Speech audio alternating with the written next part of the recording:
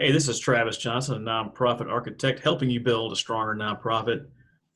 Today we've got Cory Myres from Lubbock Consulting. Cory, how are you doing today? I'm great. Thank you for having me. Yeah, glad you could make it. I know we're not that far apart by geography, but we're that far apart, due to COVID. So that's just how it goes sometimes. But it's great talking to you again. We talked about a month ago. I'd had a really in depth Yeah, conversation. I think our 30 or 45-minute call turned into like an hour and 10-minute call, and we just had a great best time friends. talking. But you run Lubbock Consulting. What do you guys do at Lubbock Consulting? So we help businesses to include nonprofits, um, and the way we help, for-profit businesses are to expand the value of the firm, whether it's through expanded sales or expanded operations and building that capacity. We also help nonprofits and for-profits with leadership and management issues, and to just help solve problems, because if you can solve that problem a little bit more efficient, then you can get back to doing what your company has a vision for. And in the nonprofit sphere, that's extremely important. Oh, absolutely. The right leadership, and when I say the right leadership, I don't mean fire your leader and get a new leader. I'm like build your leadership correctly. It'll take you a Hmm. long way, and that's a huge thing that you do. Something that you said in the pre-talk is train your executive director like you would train your CEO. I don't think I've heard anyone talk like that before. What does that mean to you? Well, your executive director is your CEO. I mean, it's a different title. You've got different things going on. Obviously, you've got different things between different CEOs. So a tech company CEO is facing somewhat different problems than a manufacturing CEO or a farming conglomerate type CEO or something like that. So everybody's kind of got a different background. But at the end of the day, that executive director is your CEO, or your CEO is an executive director, and it really is the face of the business. And whether it's for profit or not for profit, that person is ultimately responsible for allocating resources and making sure that the cogs are greased and things are running smoothly. So training that person up for leadership and for the management that they have to do, and really that's such a high level management of, like I said, allocating resources. That's their primary job, is to make sure that they're doing what they can with what they have. And it's probably more important in a nonprofit because what they have is sometimes not as abundant. So, what would you recommend that organizations do? And keep in mind, some of these organizations are, one or two person shops where they're trying to do everything, trying to be the janitor and the CEO. What would you recommend they do for training? Well, a lot of times, you hear the CEOs are reading an average of X amount of books. It's always different, but it's a high number of books per year or whatever. 2 books a month or 4 books a month. So I think the least expensive way and the most cost effective way to train your CEOs or your executive directors in this instance is just to read. Just get a book in front of you and take some time. You have to rationalize that in a lot of cases, because it's like, well, I'm reading this book, it's not really directly affecting my end user, my base, right? But overall, reading those books and taking in that information is extremely valuable. So reading books, whether it seems like it is a direct correlation to nonprofits or not, Blue Ocean Strategy is a great book for anyone, because it gives you an insight into your continuum of care. Worked with a nonprofit out of Chicago, and they were trying to do something that it was a red ocean, according to that book. They were trying to do something that the continuum of care already had enabled and enacted, and they had several other organizations that they were competing for funding against. And it really is that book, in particular, would be something that even a nonprofit would benefit from, even though it's kind of a marketing book, right? So, so just the most cost-effective thing to train your executive directors would be to read. The second is to just bring someone in. It does cost money, and that stinks, but it costs you money to get someone in to train you, or to go to a conference or go somewhere and receive that training. But the benefits are fivefold, sevenfold, tenfold of some of the other dollars that you're spending. If you can be, and Travis, you know this from the military standpoint, if you can be a force multiplier in your business because you receive training, that's tremendous. You want to, expand your capacity as an executive director to the highest level, right? So that $1,000 that you spent to go to the conference, because you spent $500 on the ticket and then you had to get the hotel or whatever, it may allow you to spend your next $1,000 on the people that you're serving in a better and more efficient way, because you picked up some great tidbits and tricks from those trainings. So getting someone like me in there to do a one-on-one or to train strategy, which we can talk about, I think that would be, kind of a third thing. But, going to conferences or going to training or bringing someone in to do individual training, it's a little bit less cost effective than the books on the upfront costs, but you're going to get tremendous value by getting those kind of trainings in. And then I'd say the last little bit is to find a mentor. Find someone that is running a company and that is a CEO. Find another person in maybe the same industry in a different region or something like that, that's an executive director, that's kind of where you want to take your organization. And make sure you're paying that mentor. Make sure you are you're contributing to that. And again, that'll pay dividends as well. Just reflecting off of other people and having a sounding board, having a second set of eyes on things. And it really, really, if you treat this like CEOs treat being a CEO, then it really is an effective technique. I tell you what, that's great advice. And it actually falls in line with what I posted on Facebook today. And when I say today, I mean today and real today. This is a pre-recorded episode. So what I mean by today for those listening, I mean on August 7th on my Facebook page, facebook.com/nonprofit architect. That's my personal page. I posted, what's something free on the internet that everyone should know about? And a lot of things came up on there, tons and tons of valuable information. Looking at 145 comments worth of good stuff that's free on the internet, but things like Goodreads and what's that library app? There's Libby, there's Overdrive. There's a ton of them where you can go read books for free. And if you're real fancy and high at speed, you can go to YouTube and type in the book that you want to read or you want to consume. And sometimes there's put in the title audiobook, and there's someone on YouTube reading that book to you for free. And for me personally, that's the way I like to download my new content. In the past year, while I was away, I read, or 2019, I read 60 books. And when I say read, I really mean consume, because I prefer audiobooks. They allow for this thing called net, no extra time.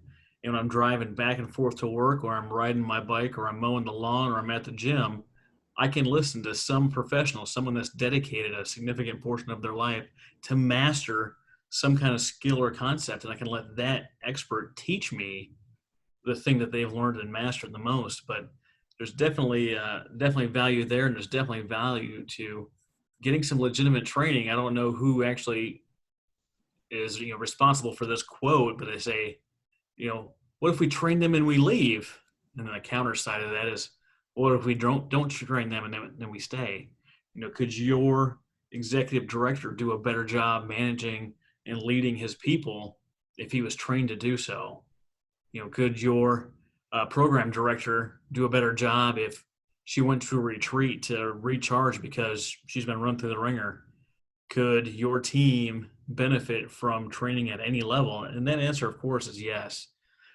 Training is one of the ways you get your organization in shape, and one of the ways that you show your people that you care about them enough to invest in them. And I think that's pretty important. Absolutely.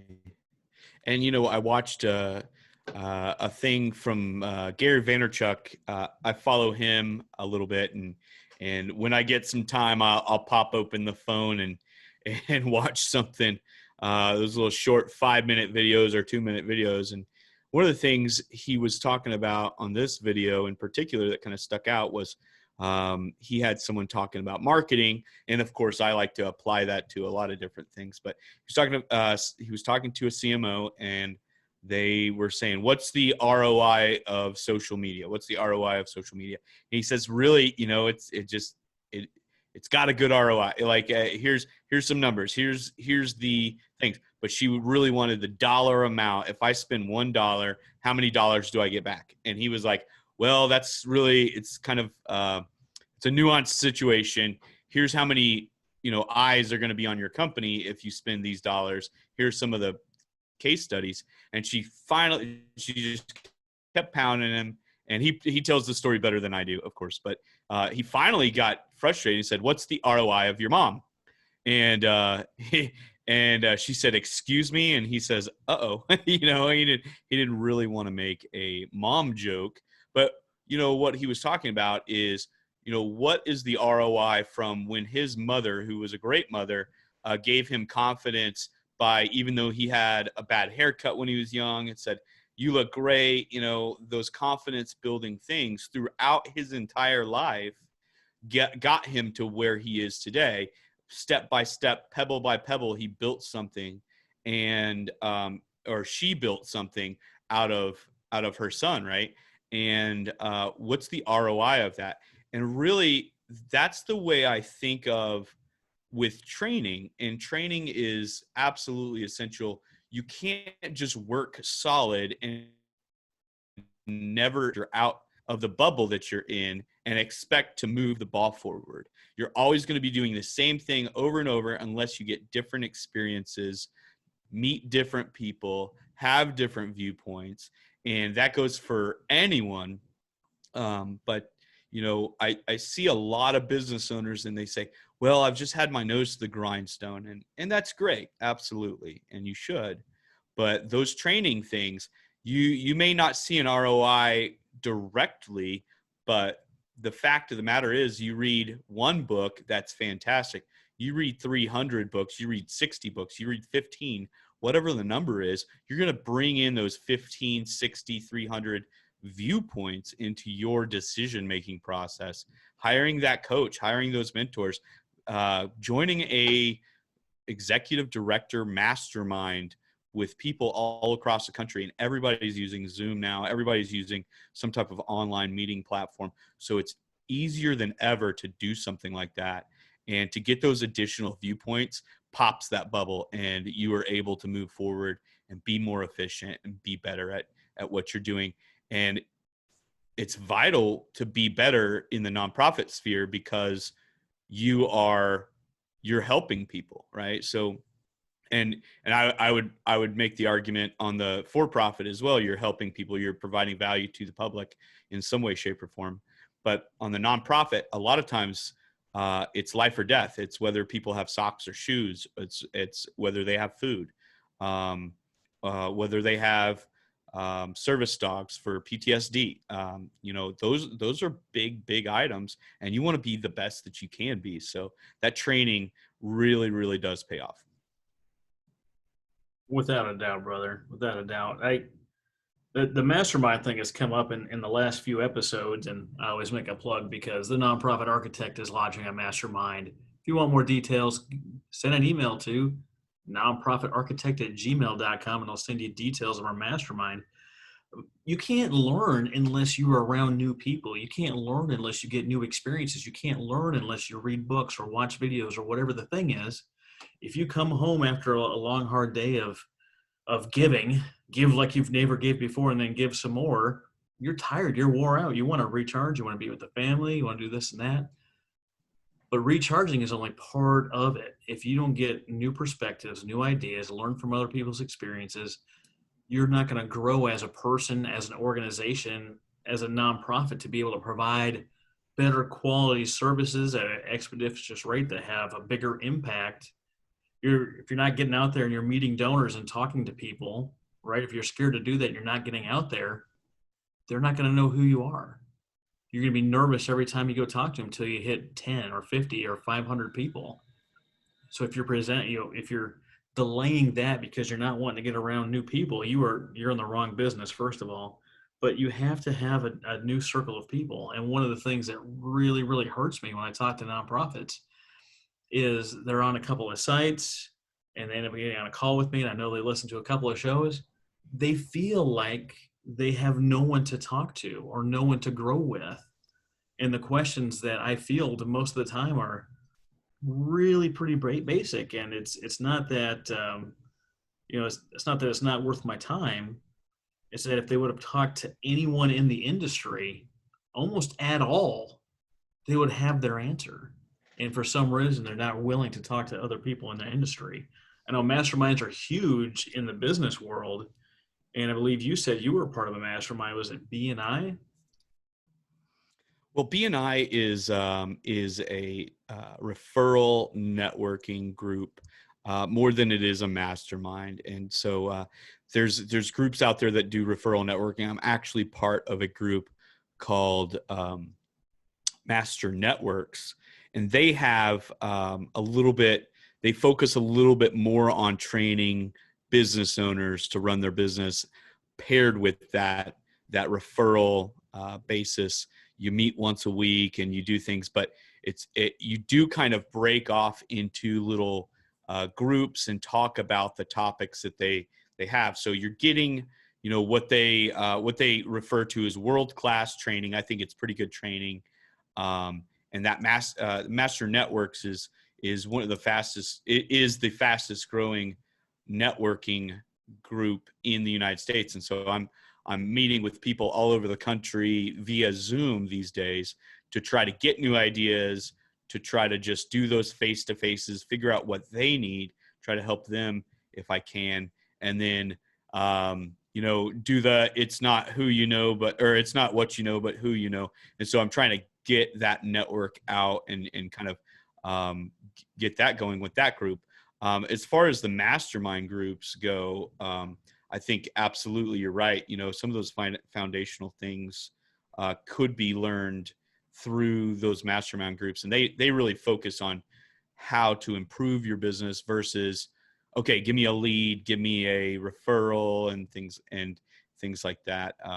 And so those mastermind groups really focus on that training and that especially that peer group mentality, right? Hey, I'm gonna pause for just a second. Look like my son got home and the dogs are gonna bark. Okay. That Right on wasn't too cue. bad. I'll get my team, my Rockstar team, to edit that out for me.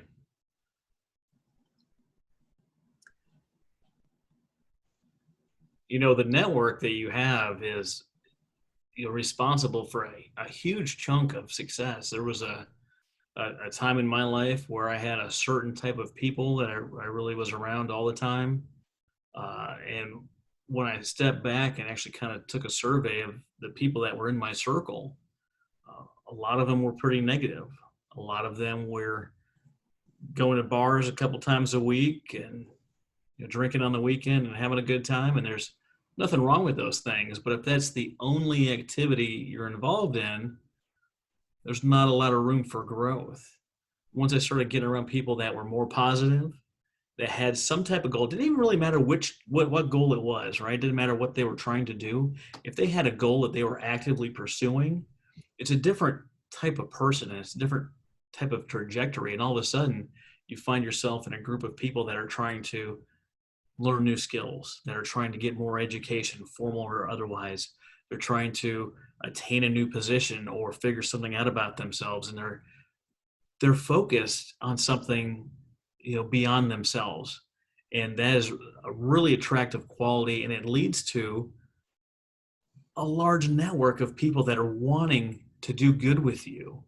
I can't tell you how many times in my life I had some kind of success and I told, a friend of mine, and you get kind of some pushback, like they're jealous or they're mad that you were having a good day or something like that. And I didn't want people like that in my life. I wanted to be around people that, I can share my successes with. Just say, good job. I know you've been working hard on that for a couple months or a couple of years. That's awesome. Congrats. That's the kind of people that I want to surround myself with, people that are doing good things. You were talking Absolutely. you were talking before about meeting all these different people, and this is pre-COVID, right? Meeting them all in person and having a crazy time running across town to different Starbucks to meet with all these business leads. Yeah. How many different Starbucks were you going back and forth between? And did you find an alternative Every solution? single one of them. We've got several Starbucks. So I'm located in Lubbock, Texas, and so we've got lots of Starbucks all over the place. But pretty much, you can get anywhere in town in about. It used to be about 7 minutes. Now it's about 11. It's expanding. We're growing. We're small, but we're growing. And so I would go to the Starbucks, and then we had some other coffee shops around town. And I do like to support the mom and pop coffee shops and things like that. But what was happening is I was just going out to try to get leads and try to meet networking people that maybe I'm not going to do business with you, but I want to network with you because you're going to meet somebody that I'm going to do business with. Or, hey, you just got a different personality, different outlook on life, something that I can benefit from. And maybe you can benefit from a discussion with me. Maybe, we'll see what I can do to help. But so I was doing all of these meetings, and what was happening is I would inevitably, I like to talk, and I like to get people to talk, and we ended up having these great conversations. I think we mentioned before that our meeting was maybe 30-45 minutes, and we ended up talking for like an hour and a half or something the other day. Oh yeah. So that's a great example of me running out of time, and I've got another meeting here in an hour or whatever. And so I had the meeting, and it was across town, which across town for me means 11 minutes. But I didn't have 11 minutes to get to that meeting. I had 4, and so inevitably I would have to call someone else and say, hey, I'm going to be late to this appointment. I apologize. I'm running about 5 minutes late. And on top of that, I would have to purchase, I called the meeting, so I felt obligated to purchase the coffee. And so a lot of times people would purchase their own coffee and wait for me for that 5 minutes. But, it became really, really expensive, and not just in cash, but in time and effort and all kinds of different things. So what I did is I kind of consolidated those meetings into one spot. And I said, all of my meetings are going to be at this one spot. I pay a membership fee for that club atmosphere. It's kind of a country club atmosphere, and they provide coffee. They've got, quote unquote free coffee all day, as well as a great meeting spot. It's nice. It's got a little bit of a higher end feel to it. Usually I'm the only one there. If not, there's maybe 2 or 3 other people having coffee meetings there in the afternoon or in the morning. But that way my next appointment pushes my previous appointment out. And so that little bit of efficiency it's just kind of the way I end up thinking. And after doing 3,000 meetings in 2017, and this is all without an administrative assistant or anything like that, I'm setting all of this up by myself. It became a little bit too much. So, I switched over, and at the end of 2017, I ended up switching over to this new system, and so that kind of efficiency in doing things, you know, you don't have to be in manufacturing to really look at your processes and make things a little bit cost a little bit less, either on time or leveraging your cash to do things like coffee meetings. But as a nonprofit, you absolutely have to pay attention to every little detail like that, because 3,000 meetings with 3,000 cups of Starbucks coffee, or otherwise, plus the gasoline to get across town, it really, really adds up at the end of the year. And, especially with a smaller nonprofit, you may not have the ability to do those kind of things. And I'm not saying that you're meeting thousands of people every year in a meeting like that, but really having some type of intentional acts in your nonprofit is important to ensure that you're leveraging and you're utilizing those resources properly. Again, kind of that CEO mentality. Well, it's amazing that you can take some kind of average look sounding thing like meeting someone for coffee and take some kind of action and put something into the system that changes the dynamic of how it works. Something as simple as going to Starbucks. I understand that you were trying to maybe sneak in a Starbucks cup from another place that you were just at to avoid, refilling or buying a new Starbucks when you just bought one, 25 minutes ago. But it changes the way that the meetings go because you're meeting in a private club and you're essentially there one-on-one. That's got to add like a little bit of Mhm. mystery and mystique to, a little bit of prestige to what you're doing. Absolutely. It's a good little location. So, I mean, really, I ended up paying, I think full price for that, which I'm getting some discounts for different things, but full price for that club atmosphere was, I think about $75 a month versus the, a little bit more than that, in coffee house coffees and things like that. So, and then plus gasoline, and I'm in an older Tahoe. I'm pretty frugal about things, and although I'm frugal about things, that Tahoe is a gas guzzler. It's not the best miles per gallon. So really, doing those types of things, um, you have to just really, especially starting out a business, or running something where the cash flow is limited, and you really want to allocate that to the end product, which for a nonprofit is helping others, right? So if you want to keep that overhead as low as possible, and yeah, it sounds really innocent. Oh, we had a cup of coffee. Well, if you expand that out 2, 3 years, 5 years, how many cups of coffee did you have, and how did that affect your bottom line? And maybe Starbucks or something like that is the best answer, but you have to look at those different things and be intentional about your actions. Well, I mean, you really got to figure out, who you are, like decide, what your identity is, not just as an organization, but as a person. What kind of leader are you? What kind of, who are you? Are you what your job title is? Are you, Mhm. the titles you have at home? Are you, your sexual identity? Who are you? And when people ask me that, I know the answer. Who are you? I'm Travis. I'm Travis now. I'm Travis later today. I'm Travis always. I always know who Travis is. Yeah, I'm me everywhere I Yeah. go. And people are Well, like, and is that simple? Like it can yeah. be. Well, and I think that goes back to kind of the training thing too, is not necessarily just who you are, but who is your business or what is your business? What are the foundational vision? What's the foundational vision and purpose for your nonprofit? And if you can really clearly articulate that to yourself and others, then and actually act upon that and be intentional about that, those are some of those foundational things that people often overlook. And a lot of times I deal with and of course, again, I deal with people from both sides of the profit spectrum. Either it's a for-profit or a not-for-profit.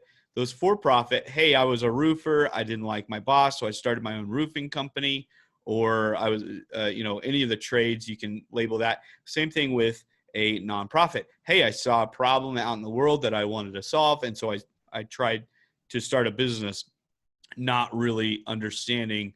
I've never started a nonprofit before, but I saw this problem and I just had the urge to solve that. And that is the ultimate passion, right? But at the end of the day, if you can't define your vision and your identity of your nonprofit, then some of those things, like are we spending more money on Starbucks than we are on on the people we're trying to serve? What, and of course, and we don't have to name any names, but we've had cases of the public looking at the books of certain nonprofits in the past, and really those stakeholders out in the public said, wow, you guys are spending this much money on vacations to Hawaii for the entire team and all this other stuff. And it really kind of has that backlash.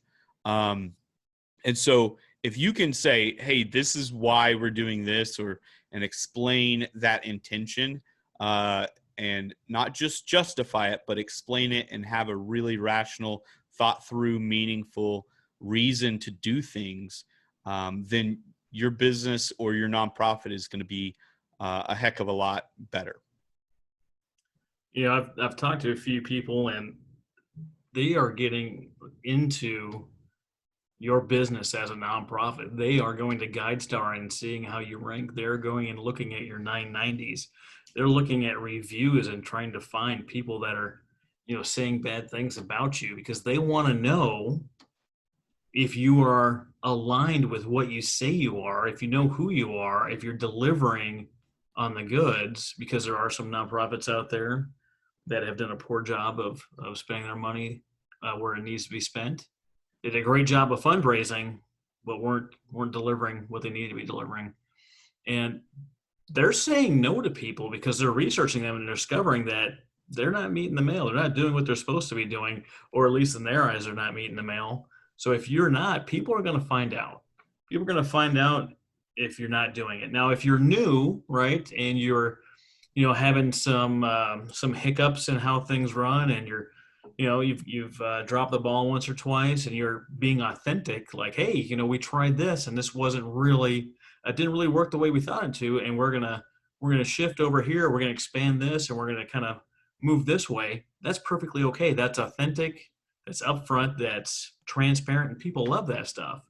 But if you're saying one thing and doing another, people are not okay for that. I've talked to quite a few people in the service dog industry, and you can look out there and you can Google different organizations, and some are saying it costs between $25,000 and $65,000 to train a service dog.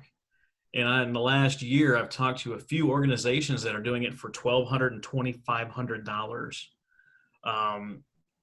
So it makes you wonder, as someone in the nonprofit industry, are the people that saying it is costing $60,000 to train a dog, are they just being not truthful? Now, I'm not accusing anybody. I'm not naming any names, but it makes me wonder, as someone that cares about nonprofits and cares about people being able to deliver a mission. So that transparency and the authenticity is very important. Absolutely. And I think it's important to note too, what goes into serving your, we talk about the two clients of a nonprofit, your donors who need to be taken care of, but also the recipients of the care and the value that you're providing to the community as the second, or the first set of clients. But what all goes into that? I mean, when I do a billable hour, or when a lawyer does a billable hour for their time, it also, you have to look at that and say, okay, well, this lawyer charges $600 for their hour of time.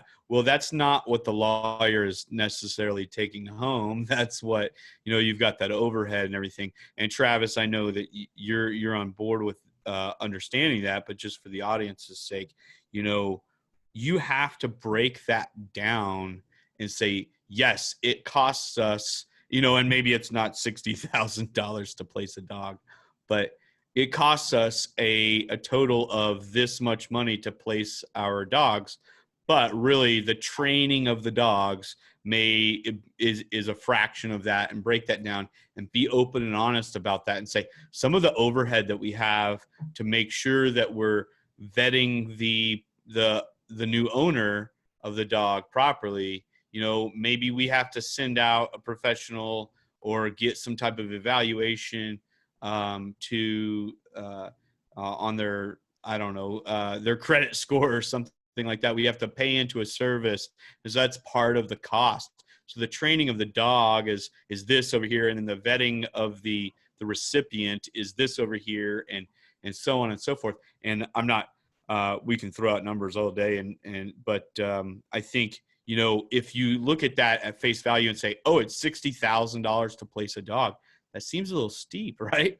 And maybe that is a little steep, and I would tend to agree, as we've talked about that in the past. But if you don't break that down and you aren't honest about those things, they're going to find you on GuideStar, and they're going to find your reviews, and they're going to people are going to make their own assumptions, and so it's important to kind of publish what you do a little bit, maybe put some blogs out and make some press releases and things like that. It's probably more important to do that for a nonprofit, to kind of be that, to show that transparency, because of the stakeholders that you have.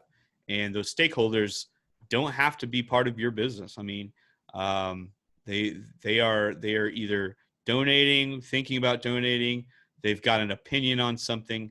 That's what a stakeholder is. They don't necessarily even have to have a really high interest, but you get enough stakeholders together that are outraged at something that sounds ridiculous, then you can really have a PR problem on your hands that you really shouldn't have, if you were a little bit more transparent. And it's not, you weren't doing anything wrong, you just didn't disclose all of the information that maybe could have helped your cause. Yeah, upfront is definitely better. So you mentioned in there that there's two types of clients that a nonprofit has. Can we go into that a little bit more? You said there's the funding side and the program side. What exactly do you mean? Yeah. So, on a for-profit business, you have the people that are buying your products or services, right? And that's it. I trade you money and you give me a product. I am the client. That's it. On the nonprofit side, you have gifts, donors, and things like that. Those people are the lifeblood. They're the people pushing funding into your business. Whether, if you're purely grant driven, then this doesn't necessarily apply as much, but most nonprofits are not purely grant driven. So when you think about someone giving a gift to your nonprofit, that person is aligning themselves with your cause. They are putting their money where their mouth is, and they are a valuable asset to your nonprofit. And on the other side, who you give that product or service to is who you're helping. So let's say we're clothing the homeless or we're feeding the homeless. That is the first client, and I tend to tell the story the opposite way. But the first client is who you're trying to help, right? And the second client is the donor or the funding side of things.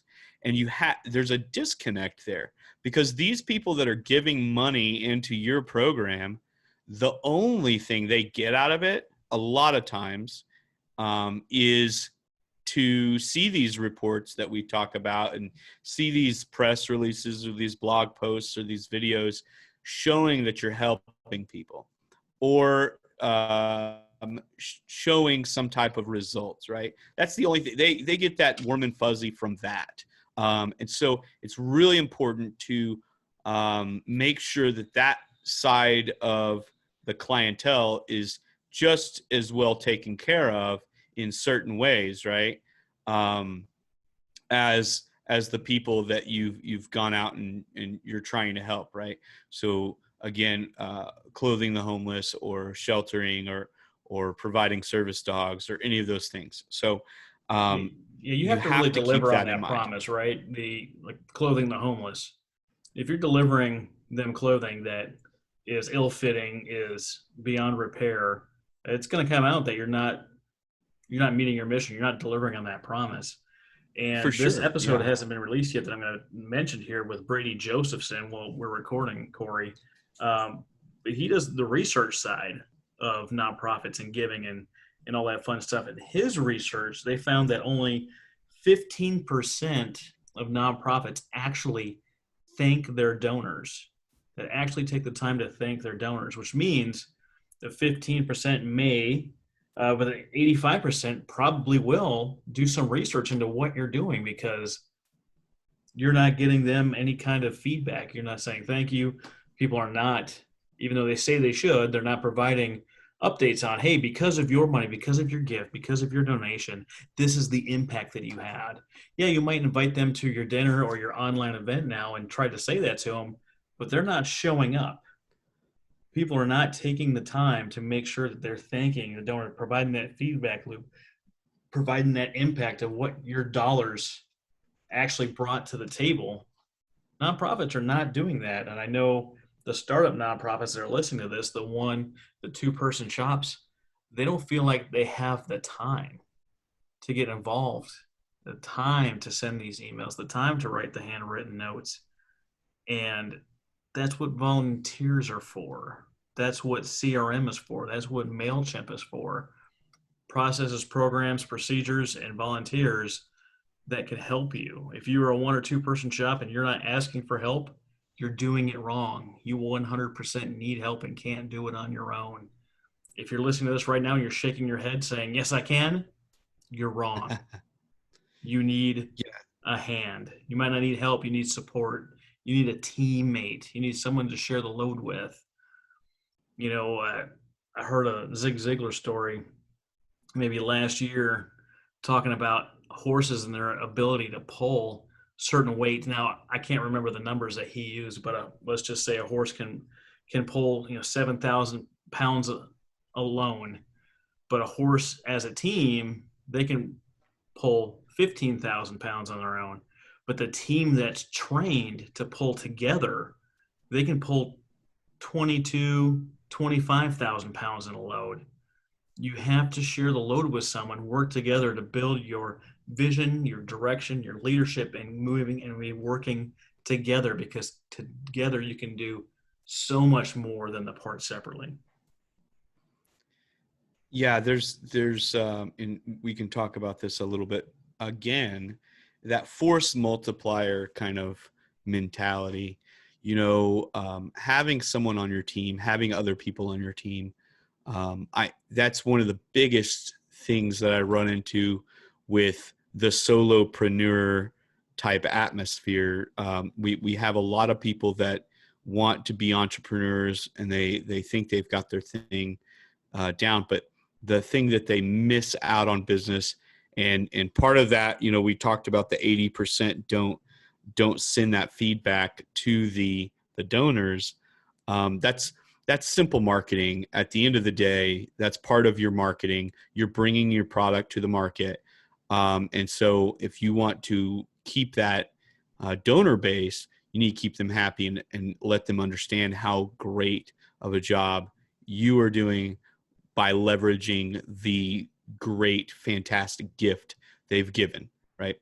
I do want to top And in here real quick about that happiness piece. Depending on the cause, you might not want happy donors. Think about what we got going on right now with Black Lives Matter and the donors that they're getting. They're getting people that are pissed off, quite frankly.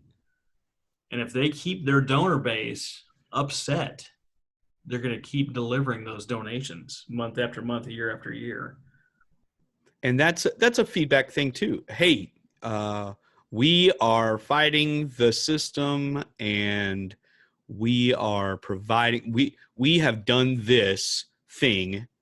Here's our proof that we've done this thing in support of fighting the system, or because so and so said this or did this, we did this, and here's where your dollars went, right? And so if they are part of that 15% that are thinking their donor base, which I'm sure that there's a little bit of that going on, but you know, those organizations, I mean, you're not, I guess the happiness side of things is not maybe the right word, but you know, keeping that mentality of, okay, I am hopeful that this organization has we are aligned in interest, and they are doing at least a good job, and communicating that effectively is something that you, I think, especially hearing those numbers, 15 and 85%,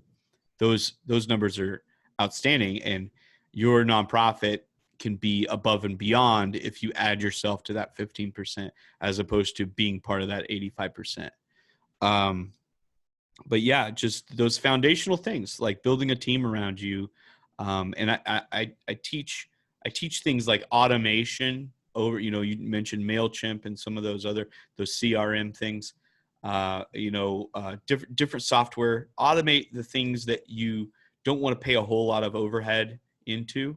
And again, that CEO mentality of delegating and making sure that you're allocating resources appropriately. If we can spend $100 instead of $1,000 and get the job done at a 99% capacity, then let's do the $100. So that automation is key. Those volunteers, absolutely. If you can get some volunteers to manage different aspects of those tasks that need to be done for your nonprofit, that's another great thing that people overlook a lot of times is putting those volunteers to work, and they enjoy doing it, and that's their hobby, that's their life passion, is to do things like that for you and for your organization, so that your organization can benefit others. That's what they want to do. So absolutely utilize those resources, recruit those resources, and then allocate those resources accordingly. If you need to write thank you notes by hand, absolutely grab some volunteers. You'll knock it out in no time. And so those foundational things that we talk about, having the leadership training, having, your different vision for and strategy for your nonprofit, and then having your marketing and kind of talking and being part of that 15% that thank their donors. All of those foundational things can really kind of come from, either your training, from attending your seminars, from attending masterminds and being part of a group and kind of bouncing those ideas off of each other and helping each other out. You never know. You might make a partner with another nonprofit.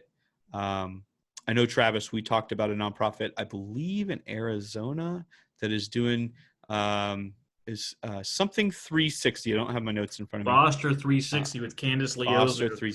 Yes. Huge fan of them. Yes. Candace and I are working together on a lot of things. So, making partners with other nonprofits can benefit you, and again, be that force multiplier. So be a part of these different groups, Facebook groups, masterminds, and ask questions. It's important to get that additional little, boost of energy, of intelligence, and from the community and things like that. They're gonna know something that you don't know, and you're gonna know something they don't know, and that's the beauty of it. This mindset, this concept of being a lifelong learner, it applies. It applies to me. It applies to Cory. It applies to you listening to this in your car wondering how on earth you're going to have the time to get this done on the way home. Divide and multiply your time. I'm still active duty Navy, and this came up today at work about asking questions, giving some training to some new guys, and they're coming in, they're ready to do the good work. And do you have any parting shots for us? I was like, absolutely. Ask questions. If you don't know it, it does you no good to pretend that you know it or you're just going to go look it up later. Ask some clarifying questions. Your boss tells you to do something and you're not really sure what the heck he's talking about. Ask the question. Be like, repeat it back to him. I'm thinking that you want me to do this. Is that what you're asking? Oh, no, no. I want you to do it like this. Okay. Real quick, you got the answer, you got the direction you needed, you can go out and do it. We have this military hierarchy, and the guys at the top, they spend their whole day getting briefings and asking questions so they can make sure that they're making the right decisions. They're the most qualified, experienced person there, and they spend their entire day asking questions. If they can do it, certainly you can do it at the bottom while you're learning, while you're getting started, while you're bootstrapping, while you're trying to figure out where to download MailChimp so you can have some of these automated emails that we're talking about, or anything else of that nature. And there's tons of tools out there to do that. I'm not, stumping for MailChimp, but ask the question, reach out, find out how you do this. Go into a map, go into Nonprofits Unleashed on Facebook and say, hey, what kind of CRM do I use? I mean, I could tell you to use Salesforce because it's free for nonprofits up to 10 users, but there's a solution out there that's going to fit you, but you're not going to find it. You're not going to find what's right for you until you start asking the right questions. Yeah, and I think that it's an important thing to kind of note, if you are a leader in the organization and you have someone that is a subordinate or a volunteer, it is vital to be on that opposite side. Like Travis said earlier, is like, please ask questions, and make sure that those things are clear to you before, you go out into the world and maybe muck it up or whatever. I'd rather you ask questions now and open that door to your volunteers and to your subordinates, and even to your donors. Hey, if you've got questions, we've got an open door policy. We'll tell you exactly what's going on. And then when someone asks questions, that's an opportunity for you to put it on your FAQ on your website. Hey, someone asked us, how do we spend money? And so let's explain it to everybody at the same time. So everybody's kind of got a good grasp on that concept. And, if you open that door and provide that avenue for the questions, it really enhances the relationship between yourself and the volunteers and your subordinates, and even the donors. Those types of atmospheres, in the Army, we rarely had the occasion that you didn't ask how high on the way up, and when they told you to jump.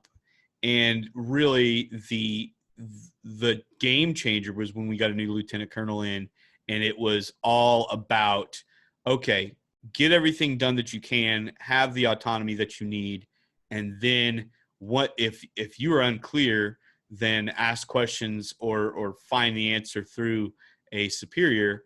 But at the end of the day, if you gave that back brief properly, like you just mentioned, hey, I understood that you said this, then that would give them the opportunity to say, oh, no, that's not what I meant. Here, let's clarify, and give that communication, that feedback. And so those back briefs are so important in any leadership role, is to, make sure that door is open. That's training too. So everything you do is putting another tool in either a leader's tool belt or a subordinate's tool belt, or a subordinate that will eventually become a leader. I can't even, I can't even begin to describe the amount of leadership that just got inadvertently rubbed off on me through the military. And then when I got into college after the military, it was like, oh, that's the book they were reading and here, and then this is another book that they were reading there, and these are the concepts.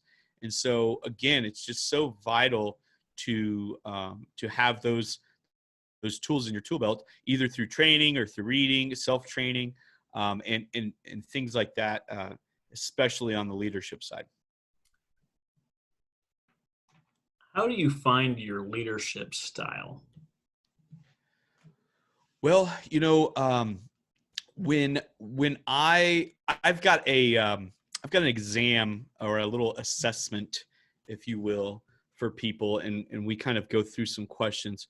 But some of the things that really kind of stick out on the leadership style is just asking questions to either yourself or how would you deal with this situation or that situation, and really kind of molding that into, okay, this fits into these kind of categories. Maybe you've got a combination of 3 or 4 different leadership styles, but really what it comes down to is there a threshold for error?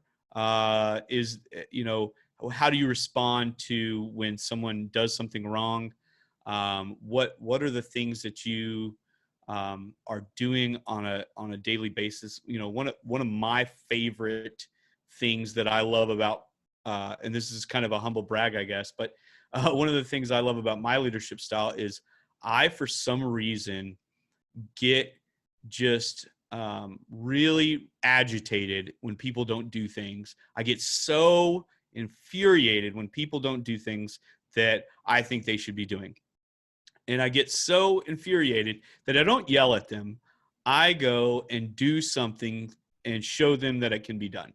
And so when I'm in a referral group and the referrals aren't coming in or they're not being traded between anybody, I start I'm mad. That's not how this whole thing should work, right? So I'm going to send referrals out and give things to others and show how easy it is to send a referral, an absolute fire hot lead that says, hey, I've talked to this person. They want to meet you. They want to buy your product. Here's their information. And that is a referral.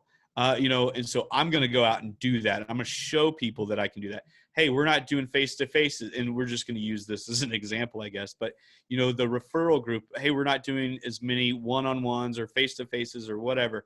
Well, I'm just going to go out and prove that I can do as many face-to-faces as I possibly can and meet as many people as I can and prove to you that it's absolutely the easiest thing in the world, and that is kind of there. And then I've got a combination of that with servant leadership, right? So I flip the whole pyramid up on itself.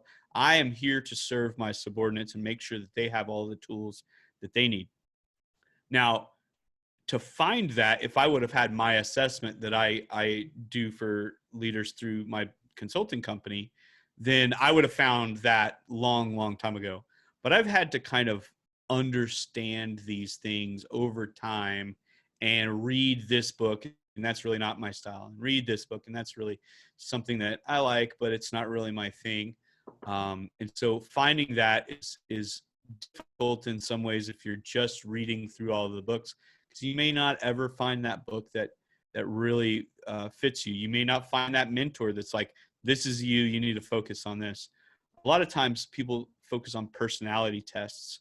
And I do a little bit of the Myers-Briggs 16 personality test within what I do for businesses. But that really does kind of show what kind of things you respond to, and things like that. There's all kinds of different personalities that go into things. But my assessment is it's been pretty accurate. And what happens is we do an assessment, and then you answer those questions about, hey, how do I respond to this situation or that situation?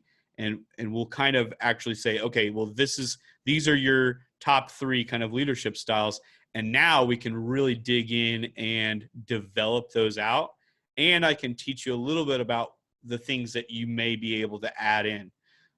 So if you are a coercive leader, then really what you need to focus on is being that person that goes in and changes the direction of the ship of a company, right? So that's your bread and butter, going in and changing things. And then you need to leave, because you ticked a lot of people off because you're coercive in nature. But that is an extremely powerful tool that is very beneficial in certain situations. It's not beneficial in others. So you absolutely have to understand the culture of the company, the direction that it's going. If you're in a company that's losing money and you really need to just go in and flip that thing upside down, that's when you hire that coercive leader, and they're going to be the most powerful asset you've ever leveraged cash against, right? So you give them a paycheck, they come in and just flip that entire organization on its head, and now you're profitable again. But you have to get them out, and you have to give them a time frame and say, these are the requirements, and let's do this, and then we're going to move you to a different spot, and we're going to hire someone else that's a little bit more on the empathy side, and go with maybe some servant leadership and things like that once we get the right people in the right seat on the bus. So it really is kind of it's a nuanced situation. There's all kinds of different leadership styles. And it comes down to the style plus applying the right theory at the right time. So, your leader member exchange theory is a theory that spans all of time, and then you've got your different types of scenarios that you can put something in and say, oh, this is the right time to use this technique. So it really does depend on the person, the organization, and matching and pairing those two up at the right time. I tell you, it's important to know your strengths, but I think it's equally important to know your weaknesses. I am terrible at watching someone do something. If I'm watching them, make the sausage and they don't make it the way I make it or as fast as I make it, or they're trying a new thing, I cannot watch that happen. I have a huge problem with that. So I counter that by giving the task and then not hanging around. The 3 Ds of leadership are delegate, and disappear. They're not going to do it the way that you did it. They're not going to do it as fast or as proficient as you do it. Or they're going to do it some different way that's faster and more proficient than you. And you're going to want to learn how to do it, but you don't have time for that because you have people for that. Tell them what you want done. Make sure that they've got the skills to do it. Make sure you've laid out your expectations of what you need, and then let them do it. They'll come back to you when it's done. They need supervision. They need correction. They have a question, but let them alone and let them go and do it for you. By all means, I definitely have learned that about myself. Yeah, I think I'm probably a lot in the same boat. I may not be as drastic as you, or I may be more drastic. I'm not sure, but that's definitely something that I've learned about myself as well. Is let them go, and they're gonna do it some different way, or something's gonna happen, and it's gonna be like, oh no, don't do it that way in my head, and so I can't watch them at all. And while you were saying that they may be doing it a better, faster, stronger way than you, what I was thinking is, throughout the process, they're doing it differently than me. Whether the end result turns out better or not, I don't know that yet. And so that anxiety and that kind of the sweat on my brow, like watching someone do something differently, is just almost too much anyway. Even though they may be doing something better than the way I do it, it's different, and it kind of gives me the heebie-jeebies a little bit. So I love to absolutely delegate, and disappear, and that's part of the journey, though. The situational leadership theory of things is you kind of go through that coaching side, and the way especially with the military crowd, the way I kind of explain situational leadership is basic training has a couple of different phases. And if you haven't been in the military, the first phase is they yell at you. They yell at you quite a bit, and they make sure that you understand that they are the boss. There is absolutely no emotional support whatsoever. you are in the palm of their hand, and if they squeeze, you're crushed. I mean, that is it. And the reason they do that is because you're already motivated to be there. You're brand new, you're green, you're ready to grow, and they need to kind of break some of the bad habits that you have. So that situational leadership, that first stage, is that basic training, getting things kind of established, and that's highly directive and very low supportive. That second phase on the situational leadership is high directive and high supportive. And if you've ever been through some type of military basic training, you have a period in basic training where the drill sergeants or the drill instructors, or whatever they may be called in the different thing, but they start to kind of lessen, they start to stop yelling as much and being angry, it seems, and they start to say, okay, we're going to be a little bit more supportive. We're not going to be doing the things that we've done in the past. We're going to be more of a coach and less of just a director of do this, do this, do this. And so that coaching turns into the next phase, which is supporting. And that's a whole lot more support and a whole lot more, of that, emotional support and those types of things, and a lot less directive, because you already know what you're doing as an employee or a subordinate, from the leadership side, they already know what they're doing. So you can kind of delegate a little bit more and not have to be as hands-on. And then the last but not least is delegating and just getting out of there. So that developmental side of things, Travis, if you had just an E1 seaman, you wouldn't necessarily just delegate and let them go. But at the end of the day, maybe your E4s or something, or your E5s, those different levels of people, they've been developed over time, and those are the people you can really just let go and delegate to, and let them run their thing and kind of go from there. And so that situational leadership, if you're not familiar with that, it's on Google. You can go look it up, or someone like me, a business coach or consultant, can talk about those things, or you can read it in a book. But the big thing about that is to understand that is a theory that can be applied in a lot of different developmental type cases. And so that style really comes down to, okay, we need to develop this person. And that again goes back to training. The sink or swim model rarely, if ever, works, unless you're in some type of sales role or something like that. And even then, I would rather train my sales team to be the most efficient they can be in making those sales. But having that directing, coaching, supporting, and delegating type style is something that, if you know about that and you know about that theory, you're going to be a whole lot more effective than if you've never heard of that theory before, right? And you're just kind of winging it, right? So I think that's important to kind of note is, yeah, you want to get to that delegating stage, but you absolutely have to train and develop your employees and your volunteers and things like that as well. Man, that is a great breakdown of that leadership kind of progression. Cory, tell us what kind of parting shots or parting advice would you have to the startup nonprofit that's not really sure what they should do next regarding leadership?